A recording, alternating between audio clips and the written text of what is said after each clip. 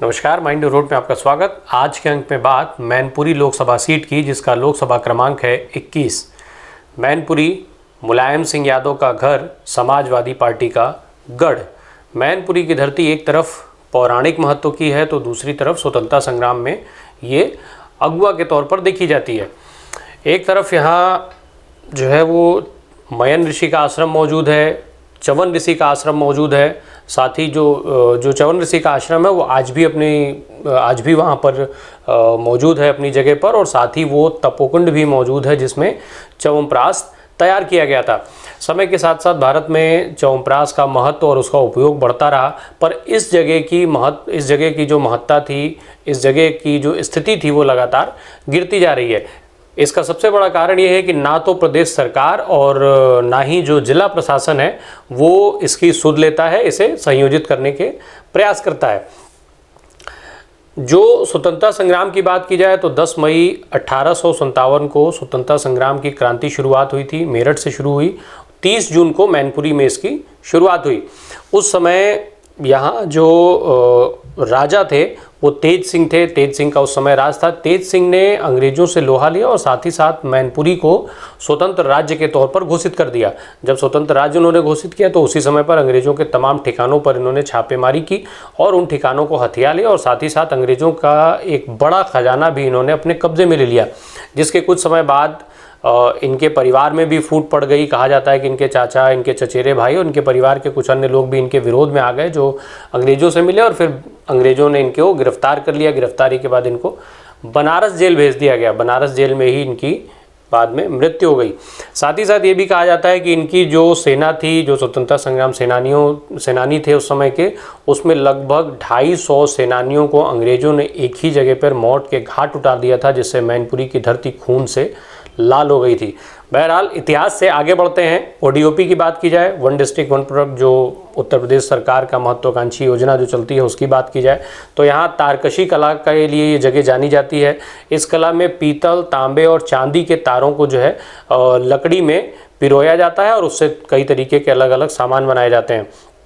इस कला का इस्तेमाल करके जेवर के डिब्बे, नाम पट्टिका, दरवाज़ों के पैनल, फूलदान और बहुत सारे सजावटी सामानों को बनाया जाता है। इसके अलावा मैनपुरी में तैयार कपड़ों पर जरी और जरदोजी का काम बहुत पुराने और लंबे समय से होता चला आ रहा है। राजनीति की बात की जाए तो जो यहाँ के लोकसभा चुनाव हुए हैं, सन 1952 में जब लोकसभा का पहला चुनाव हुआ तो कांग्रेस पार्टी के खाते में ये सीट गई थी। बादशाह गुप्ता यहाँ से कांग्रेस के टिकट पर चुनाव लड़ करके पहले सांसद चुने गए थे। फिर शुरुआती दौर में ज़्यादातर ये सीट कांग्रेस के कब्जे में रही। 1977 में कांग्रेस को पहली हार का सामना करना पड़ा था, जैसे देश के बड़े हिस्से में हुआ था जब इमरजेंसी का दौर ख़त्म हुआ और सरकार कांग्रेस के अगेंस्ट में जब उस समय की हवा चली तो यहाँ भी कांग्रेस उम्मीदवार को हार का सामना करना पड़ा और पहली बार ये सीट भारतीय लोकदल के हिस्से में गई। फिर इसके बाद जनता दल सेकुलर के हिस्से में गई थी और दोनों ही बार यहाँ से रघुनाथ सिंह वर्मा जो थे वो चुनाव जीत करके संसद पहुँचे थे। 1984 में कांग्रेस पार्टी ने यहाँ से वापसी की और चौधरी बलराम सिंह यहाँ के उम्मीदवार बने कांग्रेस पार्टी से और उस चुनाव को जीत करके यहाँ से संसद पहुँचे थे। फिर उसके बाद 1989 में ये सीट जनता दल के खाते में चली गई थी। उदय प्रताप सिंह 1989 और फिर 1991 में 2 बार यहाँ से चुनाव जीते और सांसद हुए। इसके बाद साल 1996 आया। साल 1996 में देश में लोकसभा के आम चुनाव हुए थे। इस लोकसभा चुनाव में समाजवादी पार्टी के टिकट पर पहली बार मुलायम सिंह यादव यहाँ से चुनावी मैदान में उतरे। इसके बाद इस सीट के सारे समीकरण बदल गए, यहाँ की राजनीति बदल गई, राजनीति का केंद्र बदल गया। कुल मिलाकर इस सीट पर सारे नए समीकरण बने, नए समीकरणों का जन्म हुआ। उसके बाद से ये सीट समाजवादी पार्टी का गढ़ बन गई। 1996 का चुनाव मुलायम सिंह यादव यहाँ से जीते समाजवादी पार्टी के टिकट पर। फिर उसके बाद 98 और 99 का चुनाव बलराम सिंह यादव जीते समाजवादी पार्टी के टिकट पर। फिर उसके बाद 2004 में खुद मुलायम सिंह यादव लड़े।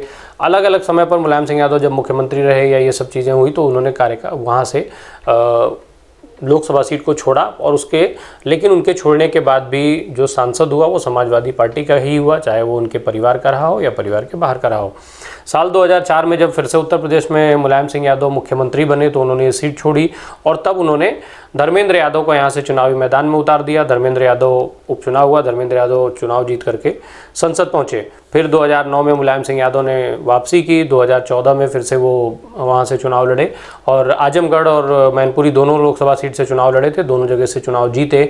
उसके बाद उन्होंने आजमगढ़ की लोकसभा सीट को अपने पास रखा और मैनपुरी की सीट छोड़ दी और फिर उस समय तेज प्रताप यादव को यहाँ से चुनाव लड़ाया गया। तेज प्रताप यादव चुनाव जीत करके संसद पहुँचे थे। फिर साल 2019 में मुलायम सिंह यादव वर्तमान समय में वहाँ से सांसद हैं समाजवादी पार्टी के टिकट पर। यानी ये कि 1996 के बाद से यहाँ पर किसी दूसरे पार्टी को जीत नहीं मिली है। अब इस सीट पर जब हम प्रभावी नेताओं की बात करें, जो लोग यहाँ की राजनीति को प्रभावित करते हैं, उनकी बात की जाए तो यहाँ एकमात्र नाम ही है, यादव परिवार का यहाँ पर सिक्का चलता है। मुलायम सिंह यादव और उनके परिवार के इर्द गिर्द ही यहाँ राजनीति घूमती है, केंद्र की वो राजनीति के कि ये लोग धुरी हैं। मुलायम सिंह यादव लंबे समय से इस क्षेत्र का प्रतिनिधित्व कर रहे हैं, 5 बार यहाँ से सांसद हो चुके हैं, 5वीं बार इस बार सांसद हैं वो। इसके अलावा धर्मेंद्र यादव इनकी यहाँ के दूसरी पीढ़ी को रिप्रेजेंट करते हैं, जो यहाँ से बाद में वो बदायूं चले गए, बदायूं से 2 बार सांसद रह चुके हैं। तो वहीं तेज प्रताप यादव जो हैं वो तीसरी पीढ़ी को रिप्रेजेंट करते हैं। Tej Pratap Yadav Leeds university UK से उन्होंने MBA किया। लालू प्रसाद की जो बेटी हैं, लालू यादव की बेटी राजलक्ष्मी से इनका विवाह हुआ है। 2010 से 2014 तक ये ब्लॉक प्रमुख रहे। इसके बाद वो मुलायम सिंह यादव ने 2014 में सीट खाली की तो वहाँ से इनको संसद पहुँचने का मौका मिला। 26 साल की उम्र में ये संसद पहुँच गए। मुलायम सिंह यादव से क्या जो परिवार है, इसके इतर अगर जो प्रभावी नेता हैं जो जिनकी वहाँ के क्षेत्रीय राजनीति में पकड़ है, उनकी बात की जाए तो प्रेम सिंह साके को यहाँ से चुनाव लड़ाया था भारतीय जनता पार्टी ने। प्रेम सिंह साके हालांकि इसके पहले MLA या MP नहीं रहे हैं, सांसद विधायक नहीं रहे हैं, जो किसनी के कुमौली के निवासी हैं, वो पेशे से भट्टा संचालक हैं।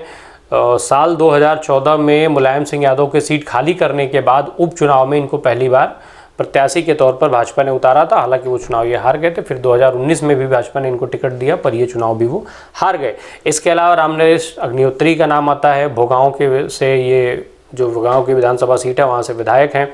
वर्तमान समय में जो योगी आदित्यनाथ के नेतृत्व में भारतीय जनता पार्टी की सरकार है उत्तर प्रदेश में, उसमें कैबिनेट मंत्री हैं, इसलिए उनका भी एक प्रभाव क्षेत्र में रहता है।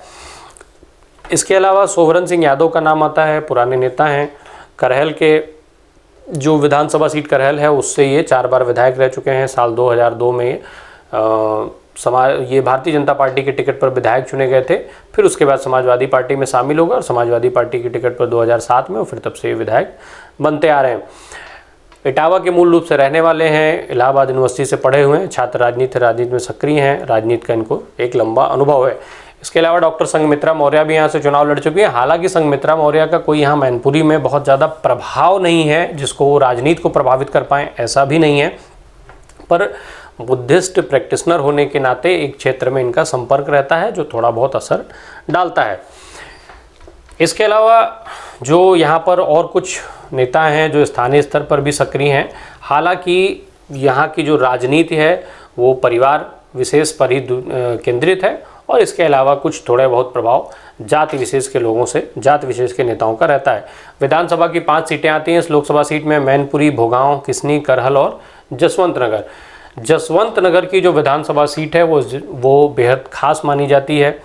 इसका सबसे बड़ा कारण ये है कि लंबे समय से ये सीट यादव परिवार के पास है। मुलायम सिंह यादव के जो उत्तर प्रदेश विधानसभा में पहुंचने की शुरुआत हुई थी उस सीट से 1967 में संयुक्त सोशलिस्ट पार्टी के टिकट पर चुनाव लड़के और मुलायम सिंह यादव जसवंत नगर की विधानसभा सीट से विधायक चुने गए थे। फिर इसके बाद अलग अलग दलों से अलग अलग समय पर वो 74 में 77 में कई बार विधायक रहे।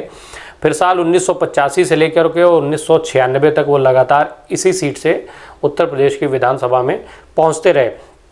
1996 में जब वो मैनपुरी की लोकसभा सीट से सांसद चुन लिए गए उसके बाद उन्होंने ये सीट अपने भाई शिवपाल यादव को दे दी। शिवपाल यादव यहाँ से विधायक चुने गए और तब से लगातार अभी तक वो इसी सीट से विधानसभा जा रहे हैं। शिवपाल यादव चूँकि बड़े फैक्टर के तौर पर जाने जाते हैं, मुलायम सिंह यादव के बाद सबसे बड़ा नाम शिवपाल यादव का आता है। संगठन में उनको बेहद अनुभवी माना जाता है और संगठन के माहिर खिलाड़ी के तौर पर उनको देखा जाता है, इसलिए जसवंत नगर सीट की एक अलग पहचान है, एक अलग इम्पोर्टेंस है। समीकरणों की बात की जाए तो यहाँ करीब 17.5 लाख वोटर हैं, जिसमें 9,31,570 पुरुष वोटर हैं, तो 7,87,887 महिला वोटर्स की यहाँ पर संख्या है। जातिगत आंकड़ों में देखा जाए तो करीब 35% जो यहाँ की आबादी है वो यादव वोटर्स हैं। उसमें 4.5 लाख लगभग इन यादव वोटर्स की संख्या है। 4 लाख 4.25 से 4.5 के बीच में इनकी संख्या मानी जाती है 2019 के आंकड़ों के हिसाब से। वहीं 29% जो हैं वो राजपूत, चौहान, राठौर और भदौरिया हैं। इसमें जो साग के वोटर्स हैं वो करीब 2,90,000 हैं। छत्री लगभग 2 लाख। एससी जो वोटर्स हैं वो 1.5 लाख की संख्या है उनकी। वहीं ब्राह्मण वोटर्स की संख्या 1,10,000 के आसपास है। लोध वोटर जो हैं, लोधी 1 लाख की संख्या उनकी है। तो वैश्य जो है वो 70,000 और करीब 60,000, 55 से 60,000 के बीच में मुस्लिम मतदाताओं की संख्या है। अब ये जो लोकसभा की सीट है ये 1996 के बाद से मुलायम सिंह यादव की ही सीट मानी जाती है। मुलायम सिंह यादव का गढ़ है, मुलायम समाजवादी पार्टी का गढ़ है।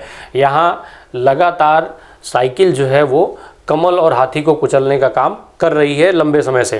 5वीं बार खुद मुलायम सिंह यादव यहाँ से सांसद चुने गए हैं। जिस समय साल 2014 के चुनाव में पूरे देश में नरेंद्र मोदी के नाम की एक लहर चल रही थी, उस समय भी, उस चुनाव में भी जो जीत का